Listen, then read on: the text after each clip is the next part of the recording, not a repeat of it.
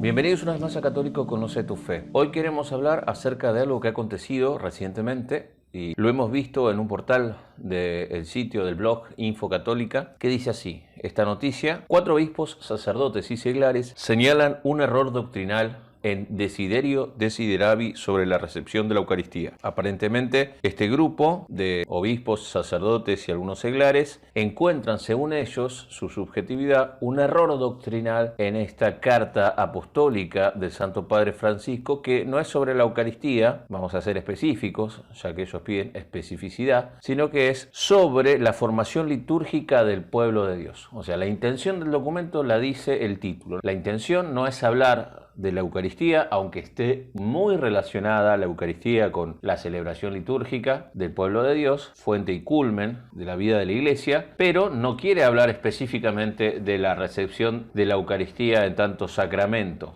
en la acción litúrgica. Quiere hablar sobre la formación de la liturgia del pueblo de Dios. Esa es la intención de la carta apostólica Desiderio Desideravi del Santo Padre Francisco, dada el 29 de junio de este año, pero ellos, por lo menos acá Info Católica, que por lo que parece comulga con esta corrección doctrinal a Desiderio Desideravi, titula de esta forma: sobre la recepción de la Eucaristía. Pero porque ellos comprenden así, y vamos a ver un poco la carta, el contenido de la carta, no toda porque es larga y creo que no es necesario leerla toda. Vamos a dejar el enlace en la descripción para que quien quiera y tenga tiempo leerla, lo vamos a hacer, porque acá nos gusta dar no la foto sino la película completa, y aparte lo que nosotros ahora vamos a señalar desde la caridad, con mucho amor, con mucho respeto, es esta cuestión de los sesgos, el sacar de contexto, el tergiversar y acusar, porque esto es lo que yo siempre digo, ¿no? Acusar al magisterio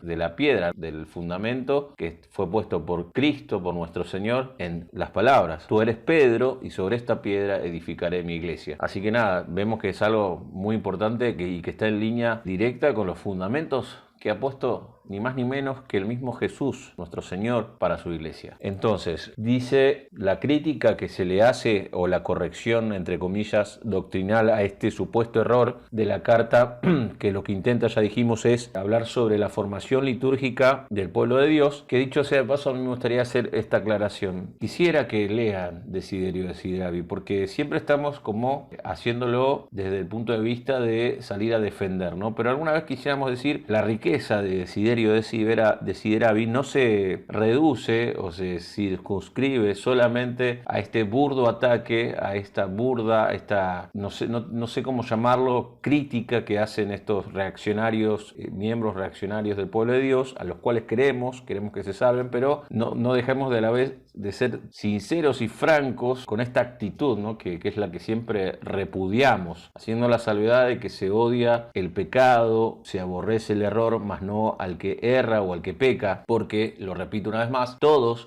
somos pecadores. Así que, haciendo esta salvedad muy importante, lo que nosotros queremos es dar la película completa, y la carta dice, al inicio, obispos, sacerdotes y algunos seglares, comienza diciendo o titulándola La enseñanza de la fe católica sobre la recepción de la Sagrada Eucaristía. La reciente carta apostólica Desiderio Desideravi del 29 de junio del 2022, fiesta de los santos apóstoles Pedro y Pablo, declara, en el punto 5, ¿no? El mundo todavía no lo sabe, pero todos están invitados al banquete de bodas del Cordero. Apocalipsis 19:9. Lo único que se necesita para acceder es el vestido nupcial de la fe que viene por medio de la escucha de la palabra. Y acá pone confrontar, o sea, la carta del Papa Francisco, Romanos 10:17. Como vemos, a partir de esto, ciñéndose incluso no al numeral completo, este grupo de hermanos dice de forma contundente, taxativa, temeraria, dice: el significado natural de estas palabras es que la única condición para que un católico reciba dignamente la Sagrada Eucaristía es la posesión de la virtud de la fe, por lo cual uno cree la doctrina cristiana como divinamente revelada. Además, en la carta apostólica, como un todo, se guarda completo silencio sobre este tema esencial del arrepentimiento del pecado para recibir dignamente la Sagrada Comunión.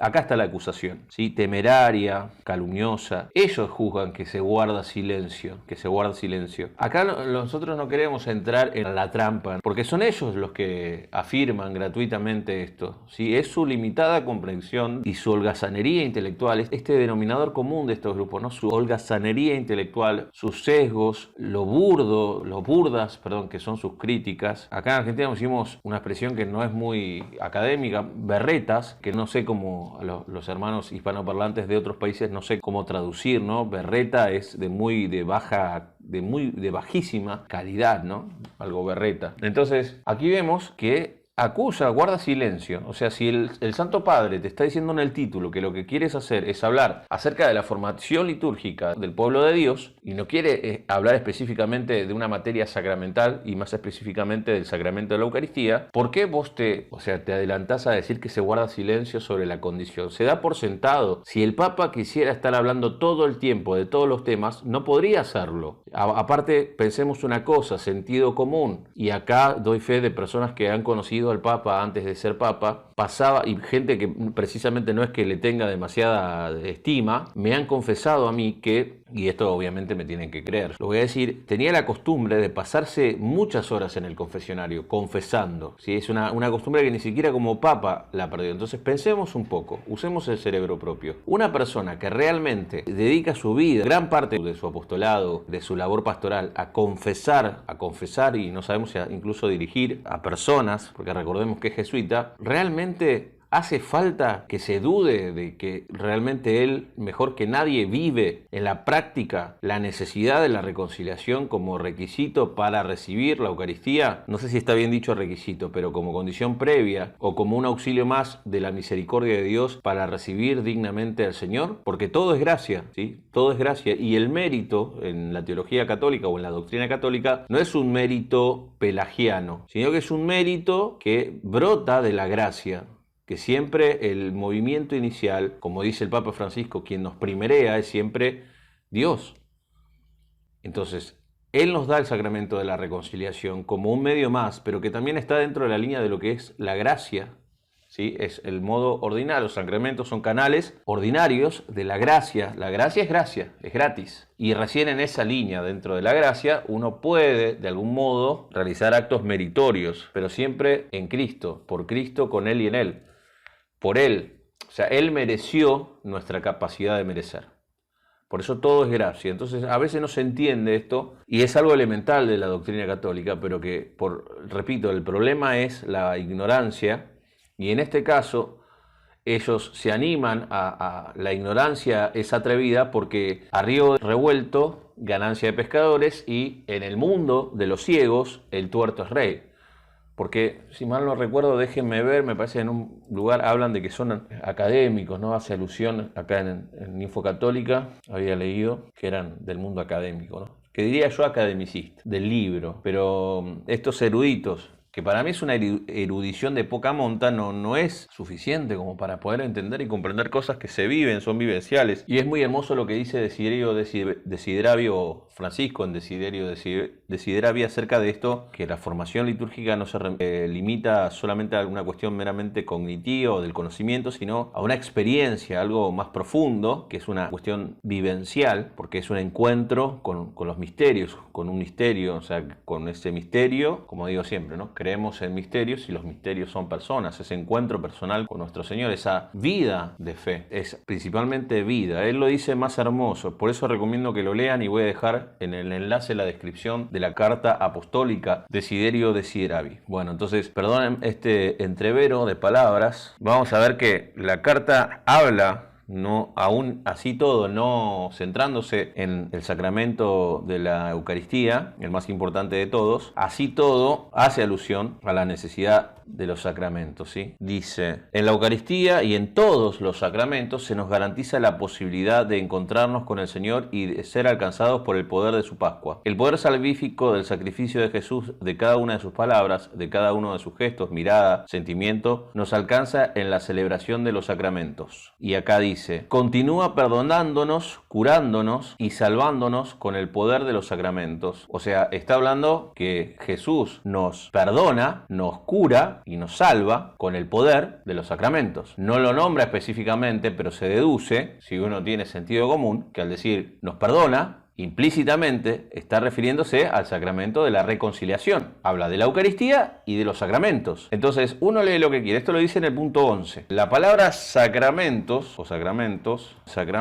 está nombrada varias veces aquí. ¿Y qué es un sacramento? Un sacramento es un signo sensible y eficaz de la gracia de Dios. Signo sensible y eficaz de la gracia de Dios. Después dice una parte, no es un gesto mágico. La magia es lo contrario a la lógica de los sacramentos, porque pretende tener poder sobre Dios y por esa razón viene del tentador. En perfecta continuidad con la encarnación, se nos da la posibilidad, en virtud de la presencia y de la acción del Espíritu Santo, de morir y resucitar en Cristo. Volvemos de nuevo a lo mismo, o sea, le están haciendo decir al Papa cualquier cosa. Después, en el número 32, volvemos de nuevo al cenáculo de Jerusalén. En la mañana de Pentecostés nació la Iglesia, célula inicial de la nueva humanidad. Solo la comunidad de hombres y mujeres reconciliados, porque han sido perdonados, vivos porque Él está vivo, verdaderos porque están habitados por el Espíritu de la verdad, pueden abrir el angosto espacio del individualismo espiritual. O sea, han sido reconciliados. Habló primeramente en el números anteriores de esta reconciliación, o sea que por medio de los sacramentos somos perdonados, somos curados, y aquí está diciendo solo la comunidad de hombres y de mujeres reconciliados porque han sido perdonados, vivos porque Él está vivo, verdaderos porque están habitados por el Espíritu de verdad, pueden abrir el angosto espacio del individualismo espiritual. Entonces, cada gesto y cada palabra contiene una acción precisa que es siempre nueva porque encuentra un momento siempre nuevo en nuestra vida. Permitidme explicarlo con un sencillo ejemplo. Nos arrodillamos para pedir perdón, para doblegar nuestro orgullo, para entregar nuestras lágrimas a Dios, para suplicar su intervención, para agradecerle un don recibido. Es siempre el mismo gesto que expresa esencialmente nuestra pequeñez ante Dios. Sin embargo, realizado en diferentes momentos de nuestra vida, modela nuestra profunda interioridad y posteriormente se manifiesta externamente en nuestra relación con Dios y con nuestros hermanos. Arrodillarse debe hacerse también con arte, es decir, con plena conciencia de su significado simbólico y de la necesidad que tenemos de expresar mediante este gesto nuestro modo de estar en presencia del Señor. Si todo esto es cierto para este simple gesto, cuánto más para la celebración de la palabra. ¿Qué arte estamos llamados a aprender al proclamar la palabra, al escuchar, al hacer la inspiración de nuestra oración, al hacer que se haga vida? Todo ello merece el máximo cuidado, no formal exterior, sino vital interior, porque cada gesto y cada palabra de la celebración expresada con arte forma la personalidad cristiana del individuo y de la comunidad. Esto no es nada protestante, no es un error doctrinal, es pura y dura doctrina catoliquísima. Pensemos un poco, o sea, es un error elemental, y si hay algo que el Papa no es tonto. Ponele que vos pienses que Bergoglio, si ustedes les quieren llamar así, es malo. O sea, todos vamos a estar de acuerdo en que es malo si es malo, cosa que yo no creo para nada, y una cosa es que sea tonto. O sea, si él incurre en un error doctrinal, aunque esté solapado, porque ellos van a decir, no, pero te tira una buena y 5 malas. Son todas opiniones, son charlatanes. O sea, no es serio. Vuelvo a repetir, la palabra que me sale siempre cuando toco estos temas y aparecen estas noticias, que me causan mucho dolor y mucho coraje, es esto, no son serios. Y aparte acá, se dice el pecado, no el pecador, ¿no? Pero acá están y dan los nombres, ¿sí? Los firmantes de estas cartas. Entre ellos hay muchos monseñores. O sea, estamos en crisis. La Iglesia Católica, se sabe, ¿no? Está en crisis, y son peores los que se jactan de supuestamente tener una gran formación doctrinal y en el fondo son terriblemente ignorantes. Es grave, es grave. Ahora vos, que el que estás mirando este video, ¿tenés la suficiente formación? ¿Tenés las suficientes herramientas de discernimiento para poder detectar que esto es berreta, que esto es de cuarta? Y que también me animaría a decir, y lo dejo como pregunta, no como acusación, ni siquiera lo afirmo, pero ¿no habrá envidia también? No, porque Jesús es claro, y en una parte, por ejemplo en Marcos 15:10, dice, él sabía, o sea Pilato, les dijo, ¿quieren que les ponga en libertad al rey de los judíos? Él sabía en efecto que los sumos sacerdotes lo habían entregado por envidia. O sea, Pilato, siendo pagano,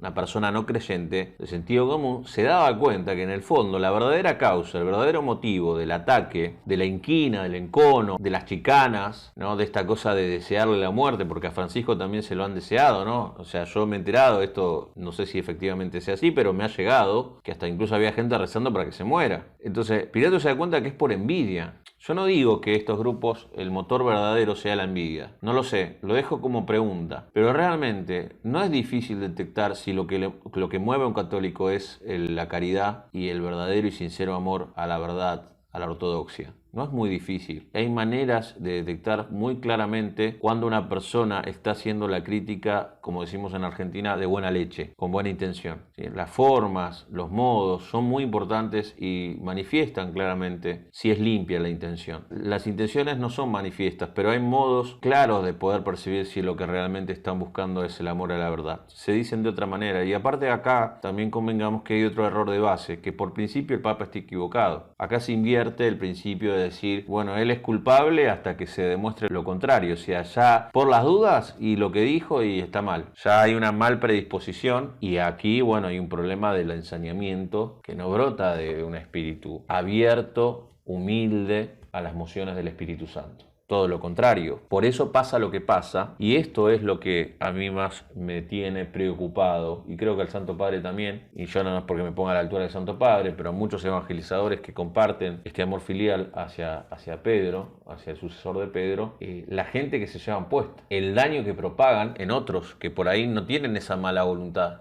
esa mala espina, y esto los daña. O sea, los que no tienen con qué hacerle frente por diversos motivos. Por falta de carácter, por falta de formación, porque están en una etapa de su proceso de conversión en el que todavía no tienen todos los elementos como para poder resistir estos errores que se propagan, que se diseminan, pero que de todas maneras los dañan. Está bien que está el sensus fidei, ¿no? O sea, hay personas que me dicen, yo no sé, me han venido a decir, mira, yo la otra vez hablé con un tal fraile y me dijo esto. Yo sé que lo que me dijo no está bien. No sé decirte por qué, pero sé que lo que me dijo, bueno, es el sensus fidei, el Espíritu Santo que está actuando en esa persona, que no puede conceptualmente detectar en qué hay error, pero detecta la desafinación. Es el Espíritu Santo el que está actuando en esa persona. Por eso confiamos mucho en esta época en el Espíritu Santo, o sea, nuestro garante, el que consuela nuestro dolor en esta decisión de la Iglesia, es el Espíritu Santo. Pero así todo, como nosotros sabemos que no podemos quedarnos en el molde, como decimos acá en Argentina, tratamos de hacer desde nuestro pequeño humilde lugar, generar esos espacios en esta plataforma para poder dar herramientas a los hermanos para que le hagan frente a todo esto, que realmente hace mucho daño a las almas, mucho daño a los cristianos que se están formando, los arruina. Entonces, bueno, rezamos también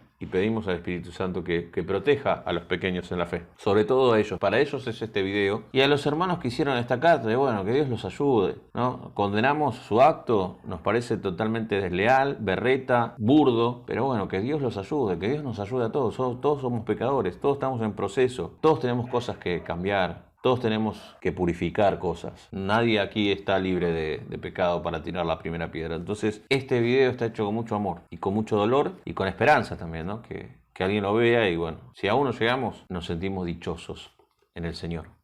Así que bueno, les recomiendo encarecidamente que lean el documento Desiderio Desideravi y ojalá que esto prenda, sobre todo en la intención del Santo Padre, en los formadores de sacerdotes, en los seminarios y en otros centros también donde incurran laicos, porque es de una riqueza el documento que yo no vi hasta, y en total sintonía no solo con el Vaticano II, sino con la tradición más pura de la Iglesia Católica, ¿sí? No se queden con lo que les digo yo, no hagan como con los otros hermanos, lean el documento. Y bueno, si alguno lo lee y alguno se anima en comentarios dejarme alguna pregunta sobre algún pasaje del documento que les resulte intrincado, me ofrezco con todo amor a tratar de explicarle de forma docente y clara, pero es bastante claro el documento. Así que bueno, como les digo siempre, Dios los bendiga, gracias por estar y hasta otra vez.